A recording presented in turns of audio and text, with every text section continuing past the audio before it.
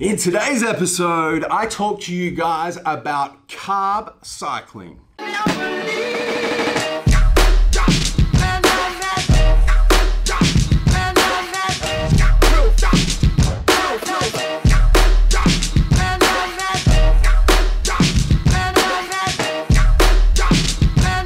So one of the dieting methods that I get asked most about, in particular by competitive physique-based athletes, is carb cycling. What is carb cycling? When would you look to implement carb cycling? What are the benefits of carb cycling? Does carb cycling work? How do you properly do carb cycling?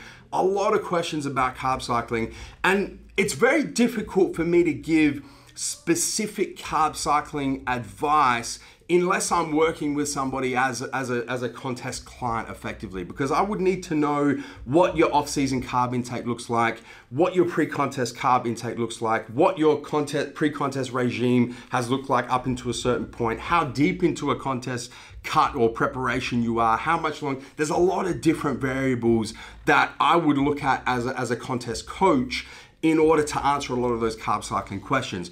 But what I wanted to do with this episode of MJ Everyday is effectively a little bit of a carb cycling Kentucky tour, a little bit of, let's call it carb cycling 101, a bit of an introduction to what it is, when you'd use it, how you would do it, generally speaking, just to give you guys a little bit of information about carb cycling, because I feel like there's a lot of, not necessarily misinformation, but just a lack of understanding of carb cycling. So starting off, what is carb cycling?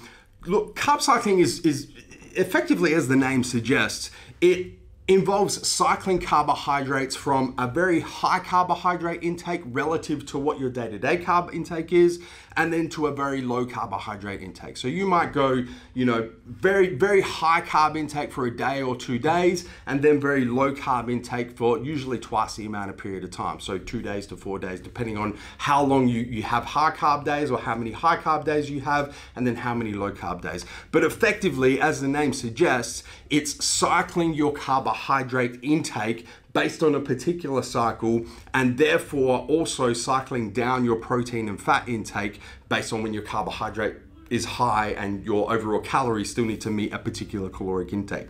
So that's what carb cycling is. When would you look to implement carb cycling is therefore the next question. Look, my personal opinion on when you would look to implement carb cycling is the first kind of box that I want to tick is, do you consume a lot of carbs when you're not in a contest prep? So are carbs a big part of what you do in your off season or in your growth season? If you follow, for example, the keto diet, so your carb intake is always very low, there's not going to be any benefit of implementing carb cycling during a contest prep. So the first box you need to tick is, do you usually consume a lot of carbs? If that's a tick, you then move to the next question and you go, okay, now I'm on contest prep. Is my calorie and my carbohydrate intake significantly low to the point where it's starting to have disadvantageous metabolic effects on my body's ability to continue to maintain lean muscle tissue and burn body fat? So is my carb and caloric intake so low that my body is not producing enough leptin, that my body is not producing ghrelin when it needs to produce ghrelin, that my thyroid function has been significantly diminished, that my metabolic rate has been diminished more than it otherwise would during a contest prep? Is my carb and caloric intake combined so low that my body is not doing what it needs to do to allow me to continue to burn body fat and maintain as much lean muscle tissue as possible? That's the second box that you want to tick. And then the third box that you want to tick is, can I take calories from any other source other than carbohydrates, so that, perhaps my carb intake doesn't need to be as low as it is. I can perhaps even increase it a little bit and take some calories from protein or some calories from fat to push me into caloric deficit, so that my carb intake isn't as low as it is and I don't need to look at carb cycling. Those are kind of the boxes that I like to tick. And if you tick the first box, the second box, and you can't take calories from anywhere else, that's then when I would look at implementing carb cycling, because it's gonna have positive effects on your body's ability to produce fat burning hormones like leptin, for example. It's gonna have positive effects on your body's metabolic rate over a short period of time. It's gonna help you train better on those days where you have a high carb intake and help you maintain as much lean muscle tissue as possible and continue to help you to burn body fat as you get closer and closer towards a contest. So that's the situation where I would look to implement carb cycling. Effectively, it's kind of, in my personal opinion, it's kind of like I've got nothing, it's a last resort, effectively. I can't take calories from anywhere else. My carb intake is so damn low compared to what I'd normally consume in the off season, and I really have no choice but to implement carb cycling. That's when I'd look at it. Then the question becomes, how do you implement carb cycling? Now, this is where I really have to talk quite generally, guys, because there are a lot of different variables. But let's say, for example, let's take an athlete who in their growth season or their off season consumes, let's say, 400 grams of carbohydrates a day. Let's say 300 to 400 grams of carbs a day. And they're at that point in their contest prep where their carb intake is 25% of that. So let's go 400 grams of carbs in the off season. You're now at 100 grams or below in your pre-contest, and you want to implement carb cycling because you've ticked those boxes that we've gone through and you think it's your last resort.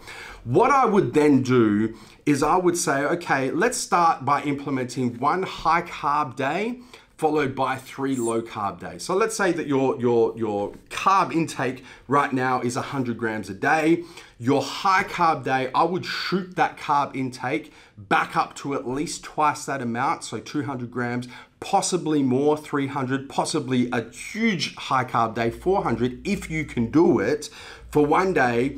And then I'd come back down to that usual carbohydrate pre-contest intake of 100 grams a day for 3 to 4 days. Shoot it back up for 1 day, come back down for 3 to 4 days. Shoot it back up for 1 day, back down for 3 to 4 days. That's where I would start the carb cycle. The one thing that you have to do at the same time, on the same day that your carbohydrates go high, obviously, if you're going from 100 grams of carbs a day to 300 grams of carbs a day, you're getting an extra 200 grams of carbs, you're getting an extra 800 calories on that day. But you want to stay in caloric deficit. So that extra 800 calories that you're going to consume from carbs on your high carb day needs to come off your protein and fat intake on that day when you're having the high carb. So you're effectively having a high carb day, a lower protein, lower fat intake day to make sure that your overall caloric intake is where it needs to be. So you're still in caloric deficit and still progressing towards your physique goals for a particular contest. So my personal opinion on that depends once again where your protein and fat intake is, but the ideal situation is to take that 800 calories or whatever the amount is equally from protein, equally from fat. So take that extra 800 calories that you're consuming from having extra carbohydrates on your high carb day, divide it by 2, get 400 calories by reducing your protein intake, 400 calories by reducing your fat intake, and that's how you would get the numbers to balance out. That's how I personally recommend and have my clients implement carb cycling as a start. From there, it becomes, how does your body respond? Is it too many grams of carbs? Do you feel bloated? Is it not enough? Can you go more? What's your overall caloric intake look like? Can you pull more calories down from protein, more calories down from fat so that you can get even more carbs on your high carb day?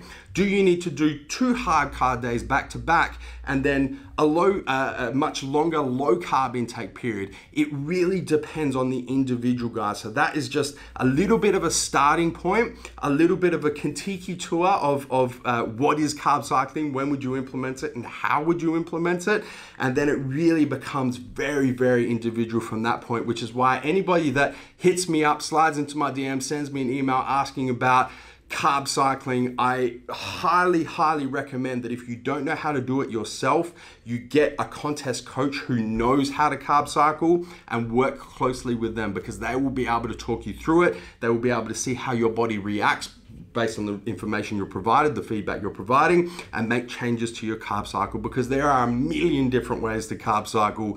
How many high carb days you have, what percentage you increase your carbs by, how many low carb days. There's so many variables, guys. It's very, very difficult to give a general kind of description on exactly how to implement a carb cycle. But at least now you know what it is, when you look to implement it, and a good place to start. And guys, that's a wrap for today's episode of MJ Everyday Carb Cycling 101. As always, don't forget to hit the subscribe button, subscribe to our YouTube channel. Don't forget to turn your post notifications on, both on your mobile, your cell phone, and your desktop PC, so you don't miss a beat when it comes to the MassiveJoes YouTube channel. Until tomorrow, coming to you from MassiveJoes.com. Stay